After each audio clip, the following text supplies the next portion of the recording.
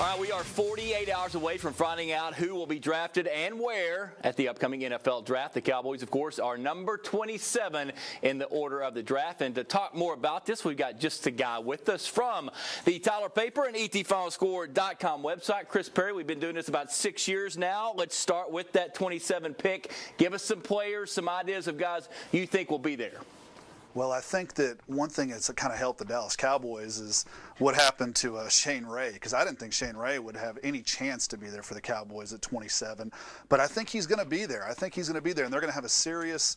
They're going to have to take a serious look at whether or not they can pick this guy, because he's very dynamic as a pass rusher, and you and I both know that that's what they need is pressure on the quarterback from the outside. All right, with 27, and Jerry kind of babbled today a lot about, hey, they're not worried about a running back. They could trade up. They could trade down. That does happen a lot in that 27 spot, though, doesn't it?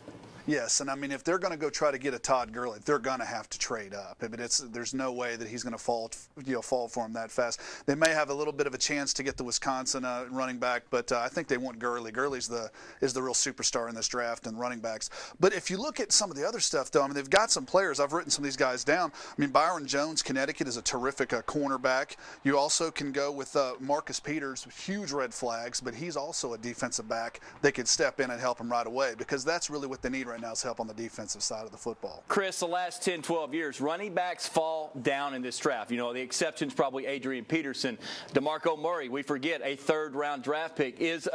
Will Gordon and these guys fall back further because teams just aren't that interested in running backs to pay that much for them?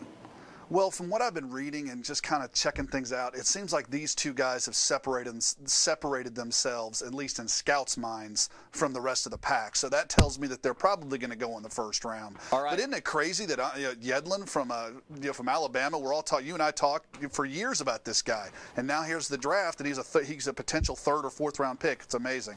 All right, we know about 27. We know about the first round. The second round at 60. I mean, the Cowboys, we say this every year, but they've got to hit on their first two-round picks that can play right away. That's asking a lot, but this defense and other areas on the team have to have that. Yeah, and I like Edwards. I like Edwards from Florida State. You know, Dallas Cowboys royalty, the son of a former Dallas Cowboys player. I think he could be there for him in the second round too, and would help that defense out. But you're right; they need to hit. They need to hit on both of these picks. This is a time when they want to push forward based off the terrific season they had last year. All right, Chris, you've been doing your homework for months now. On Thursday morning, you of course will have everybody in East Texas able to read what you think is going to happen. Good luck, and I hope you don't get too many phone calls. Yeah, I know. That's how it always happens. There's going to be so many trades that you never can pick the first round. I just want to try to get the first 3 or 4 picks right, so at least I know it looks like I know what I'm talking about. All right, Chris, appreciate your time, buddy. Good luck with that. And as we mentioned, go to the ETFinalScore.com website Thursday morning, or of course pick up a copy of the Tyler Paper to get Chris's predictions for the 2015 NFL Draft.